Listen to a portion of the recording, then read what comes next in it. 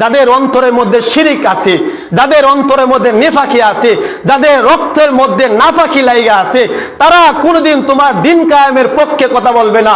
বরঞ্চ তুমি মুহাম্মদ যত সত্য কথা বলো না কেন, তুমি হাতের মধ্যে কোরআন নিয়ে যত কথাই বলো না কেন, তুমি যত ভালো মানুষ হও না কেন, এরা প্রত্যক্ষভাবে পরোক্ষভাবে তোমার বিরুদ্ধে অপবাদ শুরু করবে। তোমার আলোচনার মধ্যে তারা নিজের উপরে টাইনে দিয়ে নানা রকম তুহমত দেওয়া শুরু করবে। ও মুহাম্মদ সাল্লাল্লাহু আলাইহি ওয়াসাল্লামের উম্মতেরা, শুনে রাখো, তোমাদের উপরে কিছু দায়িত্ব আমি দিয়েছিলাম। যদি মুহাম্মদ সাল্লাল্লাহু আলাইহি ওয়াসাল্লামের উম্মত যদি আপনি নিজেকে দাবি করেন, তাহলে এই দায়িত্বটা আপনার উপরে আল্লাহ তাআলা দিয়েছে।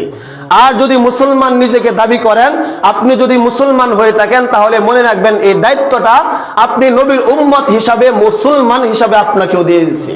তাহলে দায়িত্ব জানা দরকার আছে না নাই? আল্লাহ বলতেছেন, আন আকিমুদ্দিন, ও মুহাম্মদের উম্মতরা, নবী মুহাম্মদ তোমাদেরকে আমি যে দায়িত্বটা দিলাম, সেই দায়িত্বটা হলো আন আকিমুদ্দিন, তুমি দিনটাকে প্রতিষ্ঠিত করে আনো। সুবহানাল্লাহ। ওয়ালা তাতাফাররাকু ফীহি, খবরদার দিন কায়েমের ব্যাপারে, দিন প্রতিষ্ঠিত হওয়ার ব্যাপারে কখনো মাথানক্য করিও না, ভেদাভেদ করিও না, দল ভাগাভাগি করিও না। ওয়ালা তাতাফাররাকু ফীহি, কখনো দল ভাগাভাগি করিও না, মতানক্য করিও না। প্রত্যেকে একটা প্ল্যাটফর্মে আইসা আমি আল্লাহর দিন প্রতিষ্ঠিত করা প্রত্যেকটা মুসলমানের উপরে ফরজ, আর তার বিরোধিতা করা হারাম। অর্থাৎ প্রত্যেকের দায়িত্ব আইসা আল্লাহর কথা, আমার কথা না। লেখা রাখেন, যারা কতম কালা আছে, মোবাইল আছে, রেকর্ড করে রাখেন, মিলাইবেন। সূরাতুশ শূরার 13 নম্বর আয়াত আল্লাহ বলতেছেন, শারআ লাকুম মিনাদ-দীন মা ওয়াসা বিহি নূহা ইব্রাহিম, মানে যে আয়াতগুলো পড়ছি আর কি। কোনো ভেদাভেদ করিও না, যদি ভেদাভেদ করো তাহলে এটা তোমার উপরে হারাম। আল্লাহ বলতেছেন দিন প্রতিষ্ঠিত করো। এরপর আল্লাহ বলেন, নবী মুহাম্মদ তোমারে যে দায়িত্ব দিছি আমি, এই দায়িত্বের উপরে তুমি যদি দিন প্রতিষ্ঠিতর কথা বলো, দিন প্রতিষ্ঠিত হওয়ার কথা বলো, দিন প্রতিষ্ঠিত হওয়ার যদি তুমি কথা বলো, আমি আল্লাহর রবের দিনটাকে প্রতিষ্ঠিত হওয়ার জন্য তুমি যদি কথা বলো, কাবুরা আলাল মুশরিকিন, যাদের অন্তরে নেফাকি আছে, যারা মুশরিক, তারা কখনো বালা পাইবে না। নাউজুবিল্লাহ। আর যারা মুমিন, নিজেদেরকে মুমিন দাবি করে, সামান্য তিল পরিমাণও অন্তরের মধ্যে যদি আল্লাহর রাসূলের মুহাব্বত থাকে, আমি আল্লাহর প্রতি যদি তার দাসত্ব থাকে, তাহলে তার মধ্যে উৎপন্ন হবে, তার ভালো লাগবে যে কথাগুলো বলতেছে মুহাম্মদ। আল্লাহ বলতেছেন কাবুরা আলাল মুশরিকিন, নবী মুহাম্মদ তুমি যদি দিন কায়েমের কথা বলো, তাহলে যারা মুশরিক তাদের কাছে কোনোদিন ভালো লাগবে না। মুশরিক কারা? যারা আল্লাহকে অন্য কারোর সাথে শরীক করে। আল্লাহ বলেন ইন্নাল মুশরিকুনা নাজাসুন, খবরদার মুশরিকরা সর্ব অবস্থায় নাজাসাত, তারা অপবিত্র, তারা অপবিত্র।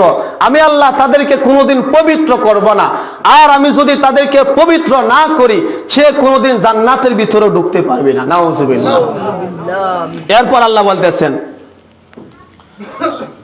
আল্লাহু ইয়াজতানিবু ইলাইহি মাইয়াশা, ও নবী মুহাম্মদ তুমি যদি দিন কায়েমের কথা বলো, দিনের পক্ষে কথা বলো, মুশরিকরা তোমার বিরোধিতা করবে। তুমি যখন দিন কায়েমের কথা বলবা, যাদের অন্তরে নিফাকি আছে, যাদের অন্তরে দ্বিমুখতা আছে, যাদের অন্তরে লোভ আছে, যাদের অন্তরে দাম্ভিকতা আছে, যাদের অন্তরে লালসা আছে, যাদের অন্তরে ইনকাম করার চিন্তা আছে, যাদের অন্তরে ভয়ের চিন্তা আছে, যাদের অন্তরে ক্ষমতা হারানোর চিন্তা আছে, যাদের অন্তরে নিজের ব্যথা খাওয়ার চিন্তা আছে, যাদের অন্তরে নিজের মায়ার চিন্তা আছে, ও নবী মুহাম্মদ তারা কোনোদিন তোমার দিনটাকে প্রতিষ্ঠিত হওয়ার জন্য চাইবে না।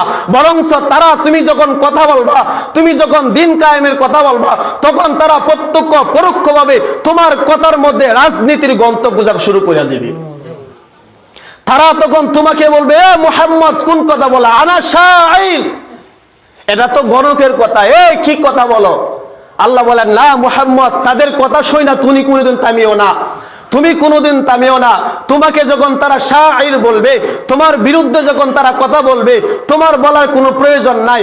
আমি আল্লাহ বলি, ওরে মুহাম্মদ সাল্লাল্লাহু আলাইহি ওয়াসাল্লামকে রাসূল যখন এই দিন কায়েমের কথা বলেছিলেন, রাসূল যখন বলছিলেন চাচা আবু জাহেল আপনি চলাইতেছেন দুনিয়া, চলান, কোনো সমস্যা নাই, তবে আপনি যে সংসদের মধ্যে বৈশা আছেন, ওই সংসদের মধ্যে আল্লাহ বলছেন আলা লাহুল খলকু ওয়াল আমরু, আলা লাহুল খলকু ওয়াল আমরু ইনিল হুকমু ইল্লা লিল্লাহ, আল্লাহ, আল্লাহ বলছেন এই সংসদের মধ্যে কোরআন ঢুকায়া দাও, কোরআন ঢুকায়া দাও।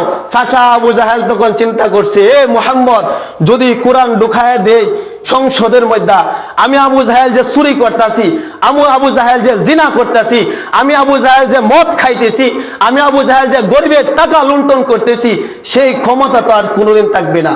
ও মুহাম্মদ, তুমি তো মূলত আল্লাহ কোরআন সংসদের মধ্যে ঢুকাইতে চাইতেছো না, তুমি আমার চেয়ার নিয়ে টানা হেসরা শুরু করে দিছো। আল্লাহ বলতেছেন, এ কাবুরা আলাল মুশরিকিন নবী মুহাম্মদ, দিন কায়েমের কথা যদি তুমি বলো, যাদের অন্তরের মধ্যে শিরিক আছে, যাদের অন্তরের মধ্যে নেফাকি আছে, যাদের রক্তের মধ্যে নাফাকি লাইগা আছে, তারা কোনোদিন তোমার দিন কায়েমের পক্ষে কথা বলবে না।